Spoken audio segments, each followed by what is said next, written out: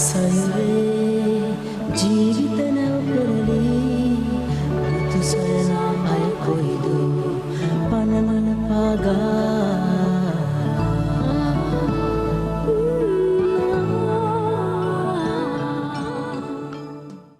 හෝ නවතින්න කොහෙද ඔයා ගියේ? ඔයාගේ සුන්දර ළමා කාලයට ඔයා ආපහු ගියා නේද? මේ ගීතය ඇහෙනකොටම නංගිල මල්ලිලා අයියලා අක්කලා එක්ක ගෙදර සාලේ තිබුණු රූපවාහිනිය ඉදිරියේ හිටගත්ත නේද මොන වැඩේ තිබුණා? ඩේවිඩ්, එලිසබෙත්, අර්න්ස්, එමිලි, ජොආනා, එතකොට පුංචි ක්‍රිස්ටිනා, බිලි මේ චරිත ටිකත් එක්ක අපි ඒ කාලේ ජීවත් වුණා. හරියට එයාලත් එක්ක අපිත් ඒ දූපතේ හිටියා වගේ. ඉතින් ඔයත් කැමතිද ඒ දූපතට යන්න? අපි අද ඔයාලව අරන් යනවා ඒ දූපත බලන්න.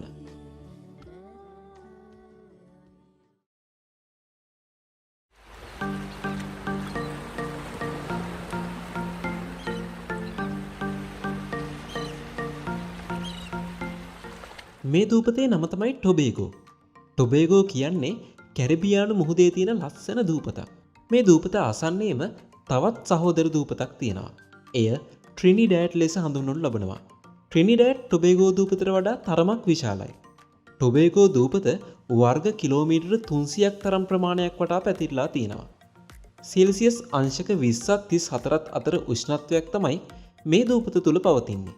ජනවාරි මාසයේ සිට මැයි දක්වා දූපත පුරා පැතිරී තියෙන්නේ වියලි කාල ගුණයක්. ජුනි සිට දෙසැම්බර් දක්වා දූපත වැසි සහිත තෙත් වූ සිහිල් කාල ගුණයකින් සමන්විතයි. ජනවාරි සිට ජුනි දක්වා මාසවල තද සුළඟක් මේ දූපත පුරාම පැතිරෙනවා. අගෝස්තු සිට දෙසැම්බර් මාසවල නම් දූපත පුරා පවතින්නේ සාමකාමී සුළං රැලි. ජුලි අගෝස්තු මාසවලදී අනෙක් මාසවලට වඩා වැටෙන වැස්ස වැඩි. ටොබේගෝ දූපත සංචාරකින්ට විවේකීව කාලය ගත කරන්න පුළුවන් හොඳම දූපත් අතරින් එකක් ලෙසයි සැලකෙන්නේ.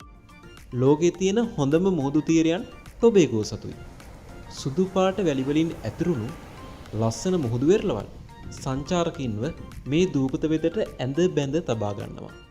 ගිනිකොන දිග ප්‍රදේශයට වෙන්න සංචාරකින්ට සුව පහසු අත්දැකීමක් ලබා දෙන තරුපහේ හෝටල් සංකීර්ණ ඕනෑතරම්. ඔයා ටිකක් අඩුවෙන් වියදම් කරන්න කැමති කෙනෙක් නම් හරි ඔයාට වියදම් කරන්න ගොඩක් සල්ලි නැත්නම් බය වෙන්න එපා. පොඩි වියදමක් දාලා නවතින්න පුළුවන් ආරක්ෂාකාරී නිවාසත් මේ දූපතේ තියෙනවා. කොහොම වුණත් දෙසැම්බර් සහ මැයි අතර කාලය තමයි සංචාරකයින්ට මේ දූපතට පැමිණෙන්න හොඳම කාලය කියලා කියන්නේ. හොඳයි. අපි දැන් යන් ටොබේගෝ දූපත ඇතුළට පොඩි සවාරියක්.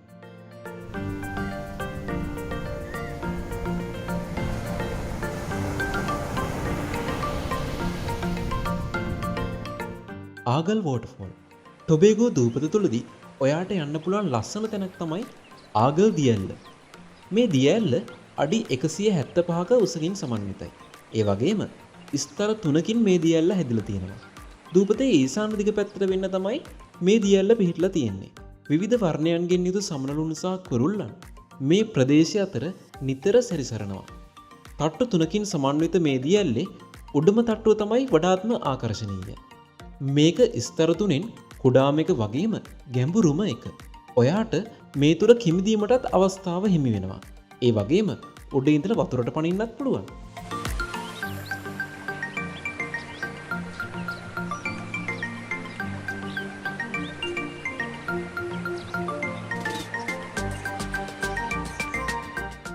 බොන් ඇකෝට් ලගූන්. බොන් ඇකෝට් කලපුව ටොබේගෝ දූපතේ ලිවර්ට් වෙරළ තීරය ආසන්නයේදී හමු වෙනවා. මේක කඩුලාන වලින් වටවුණු වගුරු බිමක් ලෙසයි හඳුන්වන්නේ.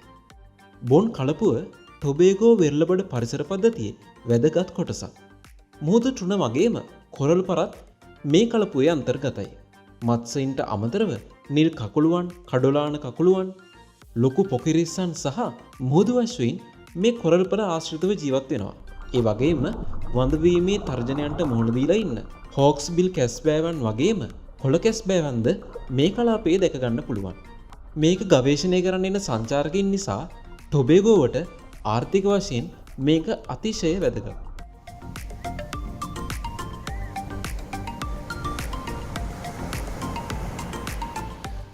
කස්ටාරා. කස්ටාර කියන්නේ ටොබේගෝ දූපතේ තියෙන ලස්සන කුඩා ගම්මානයක්. මේ ගම පිහිටලා තියෙන්නේ දූපතේ බටහිර පැත්තට වෙන්න. ගම්මානේ එක් පැත්තක් මෝදර නිරාවරණය වෙලා තියෙද්දි අනෙක් සියලුම පැති කඳු පන්ති වලින් ආවරණය වෙනවා. කැරිබියානු විචිත්‍ර වර්ණ වලින් හැඩගැන්විලා තියෙන කුඩා නිවාස මේ ගමට එකතු කරන්නේ අපූර්ව සුන්දරත්වයක්. මේ ගම්මානය සංචාරකින් සඳහා නවාතැන් ලබා දෙන්නට ඕන වෙලාවක සූදානම්. දැව වලින් නිර්මාණය කෙරුණු කුඩා දීවර බෝට්ටු නිල් පැහැති මුහුදු ජලය මත නිතර පාවෙනවා දකින්නට පුළුවන්. ඉතින් ඒ බෝට්ටු වලින්ම සංචාරකින්ට මුහුදෙදී අපූර්ව අත්දැකීම් ලබා දෙන්නත් මේ දීවරින් කටයුතු කරනවා. ඉතින් මේ නවාතැන් ගන්න කට්ටියට එක් පැත්තකින් පෙනෙන නිල් පැහැති මුහුද සහ අනෙක් පැතිවලින් පෙනෙන කොළ පැහැති වනාන්තර වලින් පිරුණු කඳුපන්ති ජීවිතයේ ලස්සනම අත්දැකීමක් ලබා දෙනවා.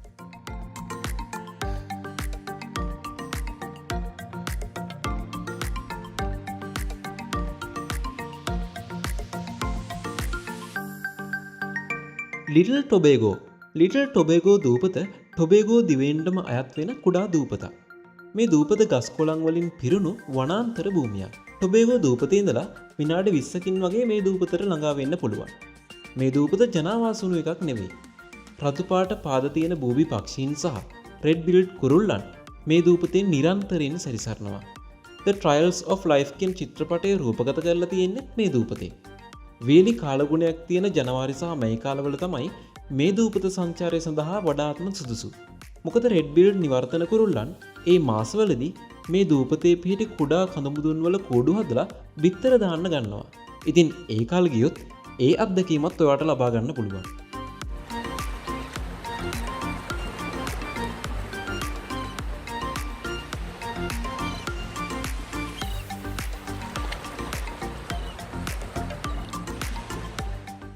මේන් රිච් ෆොරස්ට්.